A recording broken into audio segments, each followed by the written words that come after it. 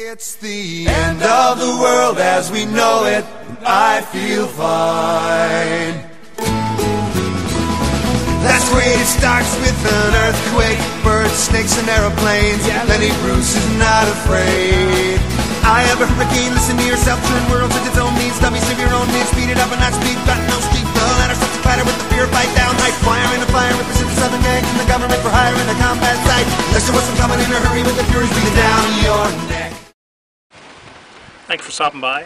In today's video we're going to talk about the systemic breakdown of infrastructure in society, specifically a shit hit the fan situation and what that means to your medical well-being and some steps you can take to prepare for that if you feel that that's an important component of your prepping. So without further ado, we're going to take a look at how a shit hit the fan scenario is going to affect public health when the infrastructure breaks down. This is by no means exhaustive. These are extra threats we're going to be worried about in addition to the daily stuff that people face already. Of course, this is for education, entertainment purposes only. I cannot be responsible for the information presented herein if you decide to practice medicine or the like. So, what are we looking at in terms of infrastructure failure? First off, I guess the biggest is electrical. No electricity means no gas. The stores won't function. There's going to be traffic chaos. There's going to be interruption in most workplaces that generate our daily needs. So when the power grid goes down, essential services typically are backed up by some terms of some type of generator or the like. And they typically are on a stopwatch. They can run for a predetermined amount of time, but after that, when the generators run out of fuel and there's no resupply after days, it's going to present a little bit of a problem. So in urban areas, water is typically pumped by electrical pumps. Even when you have that big old water tank that's way up there in the air and it gravity feeds, you still have to get the water up there initially somehow. Apart from that, most metro and urban water facilities do have some type of backup short-term, either by battery or by generator, or even gasoline-powered pumps. But again, they are a time-limited thing. If you live in the country, you may have your own well, but another consideration is how in heck do you get that water if the electricity goes offline. Hopefully in your prepping, if you do live in an area like this, you have some means to actually access that water, either by a manual pump or a pump that you can actually run by a generator, and you have some type of backup to that in terms of rainwater collection and how you even pipe that through your house. Normal bodies of water are going to become an issue fairly early on. If you can imagine someone trying to live out in an RV and they're sitting on this nice lake in a beautiful camping area and they feel relatively safe and they've been displaced from the city and they pull the valve on the black water tank, what's that going to do to the lake?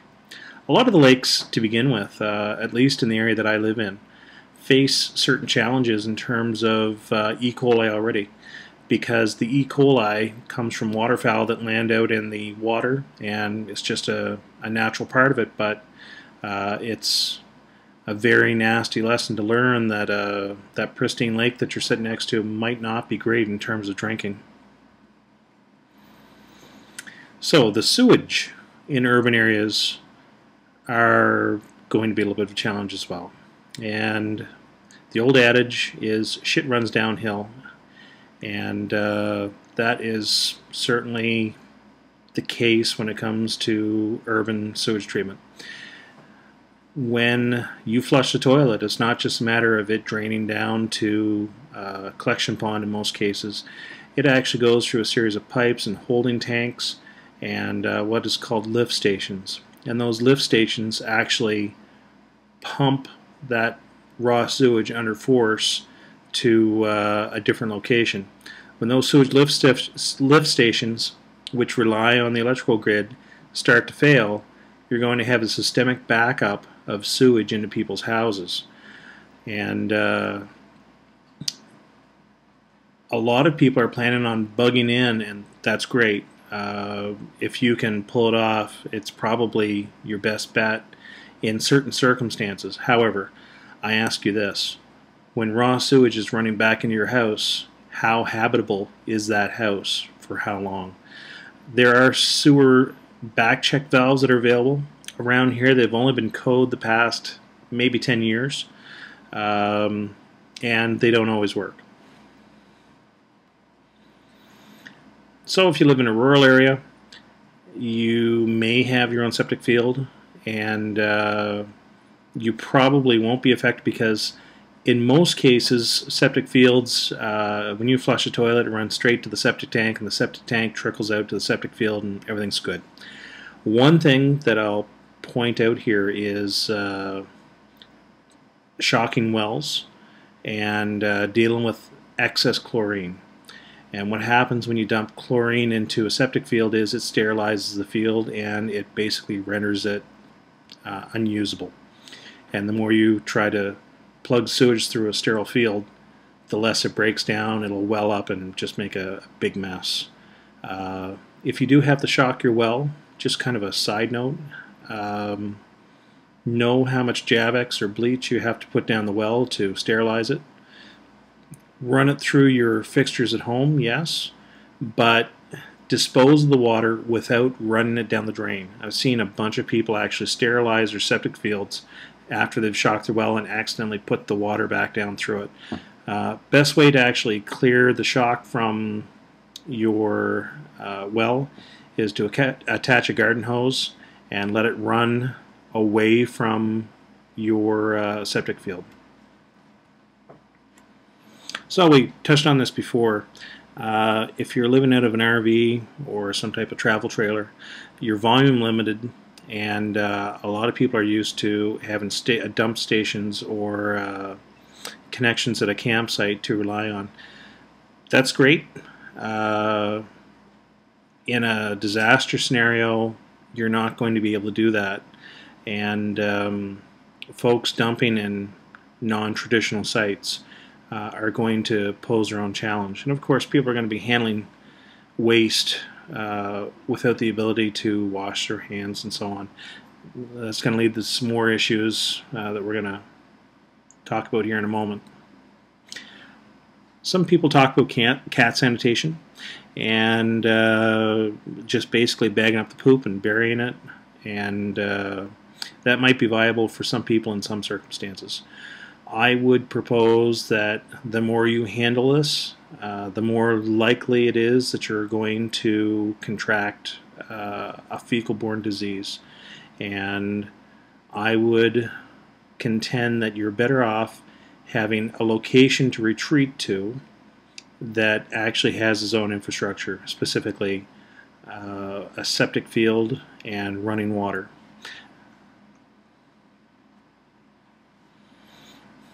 Believe it or not, this bathroom was actually at a mall in the U.S., and they shut it down for a time until they could clean it up.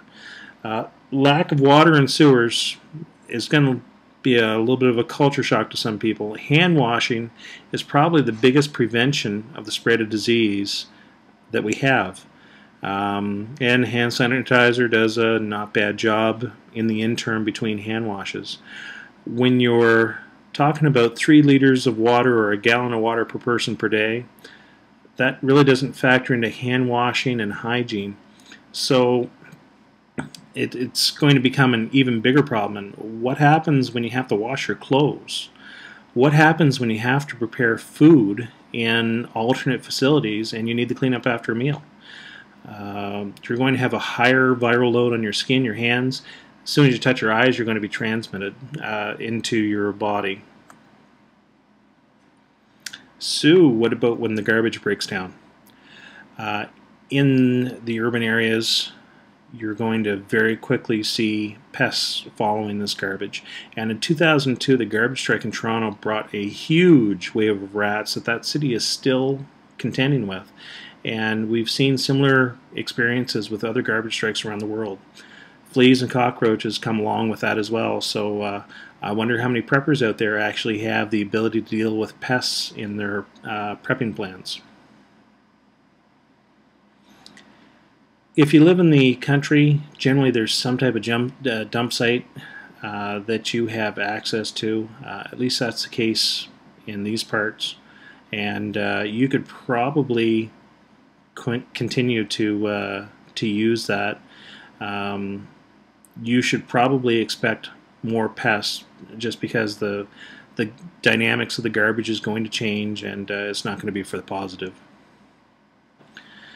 And if you're in a campground, they're going to face the same breakdown of infrastructure, because typically these are contracted services that pick up the garbage from these businesses.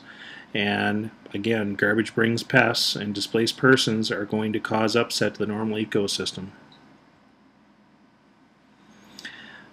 Medical is going to be a mess in a disaster situation. Things will be in a state of chaos, and we're going to face radical shortages. You're going to face a higher danger of exposure to other infectious cases while you're at the hospital.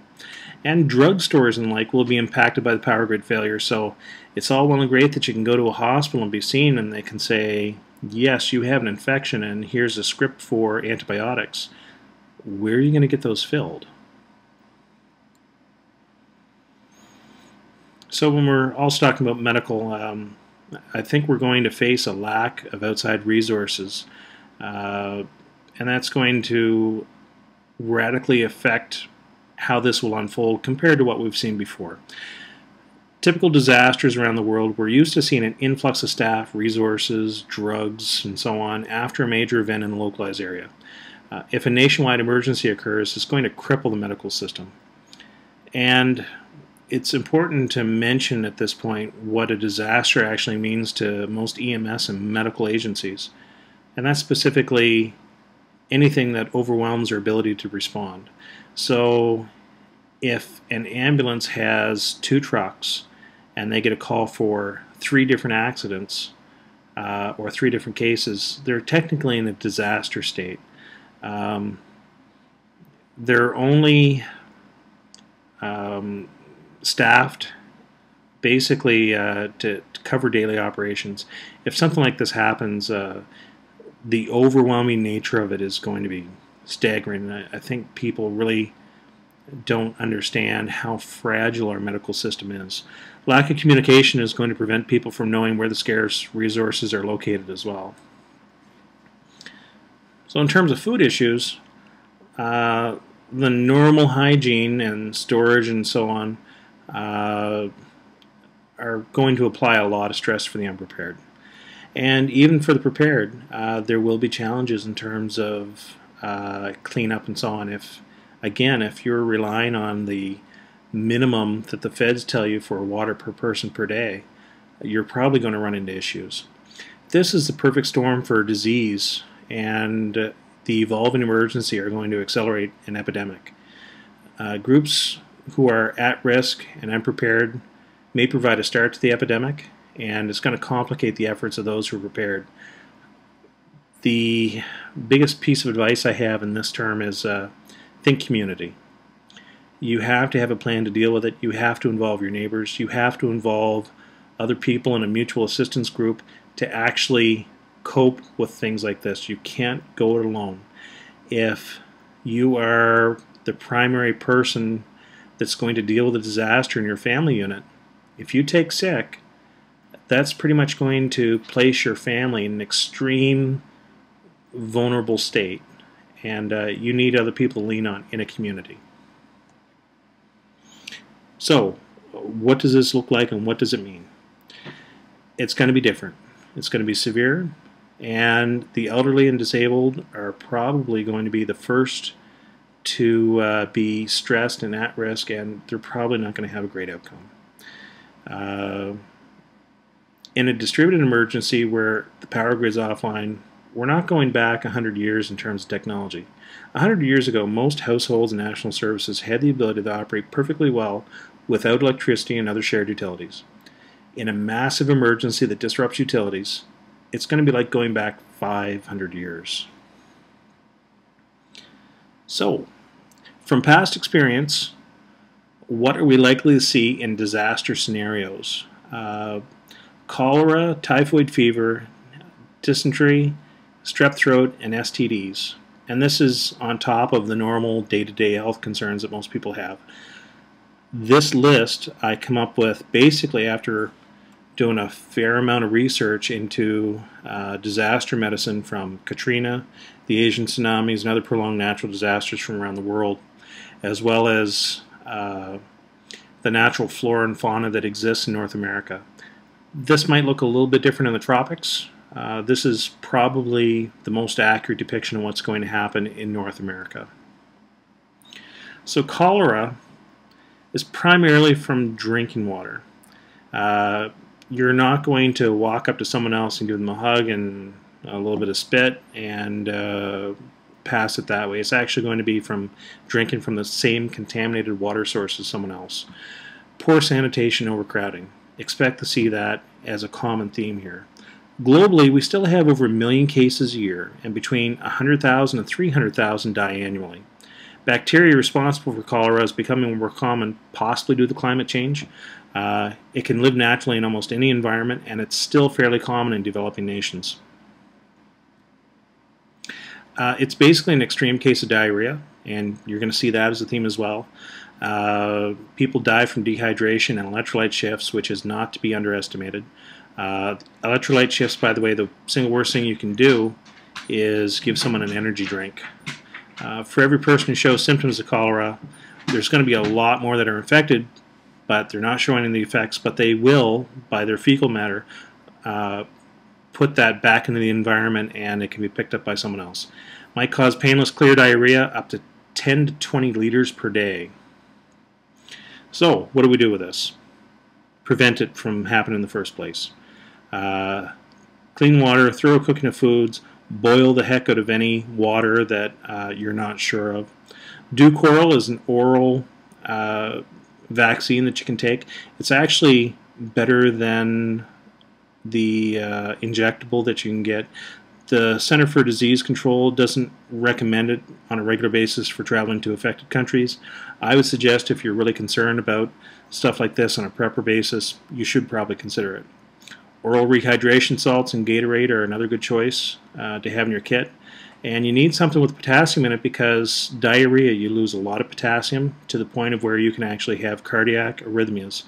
And I have a little list of soft drinks that actually have potassium in them. IV rehydration if needed, and that's where having someone medical in your group comes in.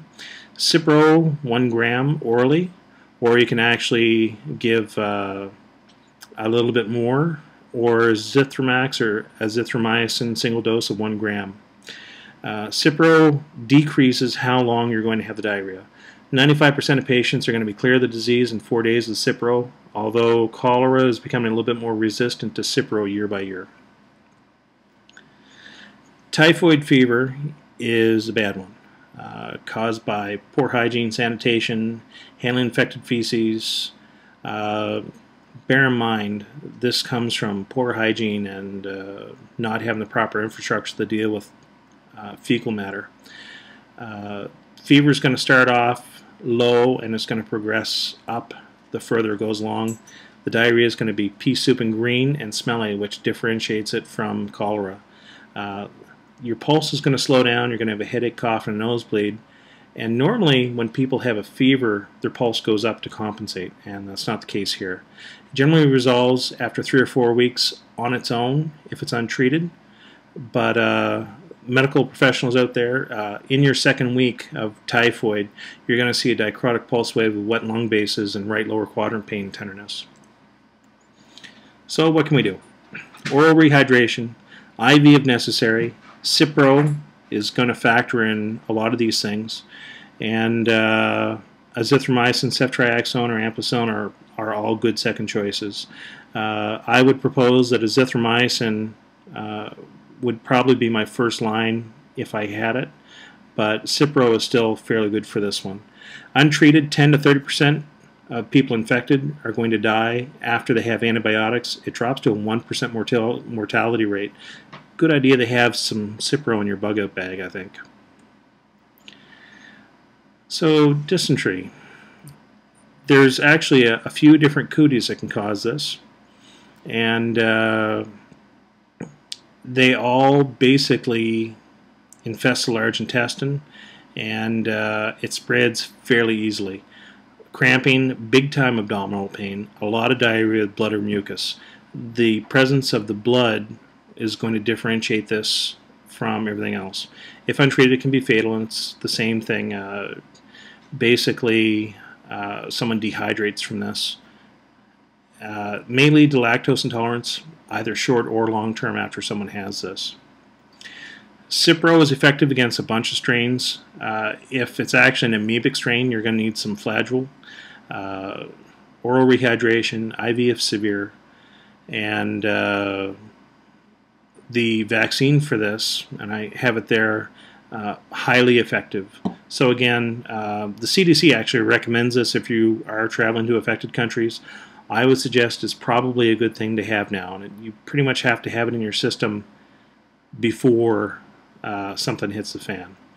The oral vaccine needs a booster every 5 years. If you're using the injectable vaccine, you need it every 2 years. And again, the rule of thumb is if you have bloody diarrhea, take Cipro. Ceftriaxone will also work for anyone with bloody stool. Strep throat.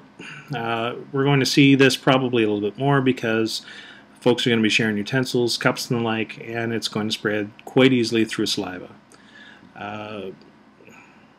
The problem with strep is I think we tend to take for granted because typically medical facilities and antibiotics are so readily gotten by most people, and that's not going to be the case. Now, you can pick this out by a big time temperature and spots on the back of the throat in most cases, and fever and chills. So what do you do with this? Azithromycin or penicillin. Penicillin is typically the gold standard, but azithromycin actually, if you noticed the previous slides, is great for killing everything that Cipro can kill as well. So if you had one to pick for these conditions that we're covering, azithromycin is actually a pretty good choice. People will be people, and STDs are not going to stop because of a breakdown in society. As a matter of fact, it's going to go the other way. And I would propose that there's going to be a whole lot more STDs because as law breaks down, there's going to be a whole lot more rape and sexual assault, and it's not going to be nice. Here for gonorrhea, a lot of people call it the clap. 700,000 new cases every year in North America, and typically you're going to have pain and swelling of the testicles, and that's the thing that differentiates this from chlamydia. May cause throat and anal infections if the folks are having oral or anal sex with an infected partner. Azithromycin, 2 grams orally. Doxy and ceftriaxone are also good, and Cipro may work. So the theme here is Cipro is great for some and so-so for others. Azithromycin pretty much kills everything, so again, if you have that option, that's great. Chlamydia.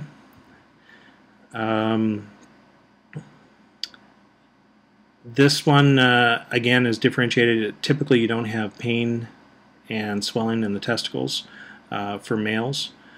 Anal infection may cause abnormal discharge, bleeding, and pain. And I guess the rule of thumb for STDs is if it's in your underwear and it's oozing, and it shouldn't, azithromycin is actually a good choice for it. So for this time, it's 1 gram orally, single dose. There are a couple options there that I have. Cipro may work, but chlamydia increasingly is becoming much more resistant to these diseases. And syphilis. Syphilis is becoming a little bit more common, and we see surges with disaster scenarios. We've seen that already. Spread by direct contact with the sore, and it might actually spread to other things. It's fairly common that it would spread to the brain and cause personality changes and maybe even death. Areas with large transient populations often have very high rates for this disease. It's treated with penicillin G with benzathine, 2.4 million units injected into muscle. Why are oral penicillin derivatives not effective? It has to go into muscle, or you have to have several courses of IV. But into muscle is the definitive thing. This also underscores the importance of having a qualified medical professional in your mutual assistance group to administer this type of treatment. And as a side note, antibiotics that people might pick up for veterinary use are labeled SQ only or sub-Q only, which is under the skin, not for intramuscular use. And this is because of the antibiotic residue times in beef. It really doesn't apply to humans when we're using in this context, just so you know when you read that label. And scabies. Very common sexual exposure, but we're probably going to see it more just because of the challenges with the hygiene that we spoke about before. The mites actually burrow under the skin and lay eggs. Some people might actually pick this up and not show any symptoms at all. Other people are going to experience intense itching everywhere except the face and the scalp. So we actually have to have all members of the household treated. Antihistamines might help with the itchiness. You can actually put a topical treatment on, or there's an oral medication you can take. Both medication are very toxic to pets, and afterwards you have to wash. Sorry about that.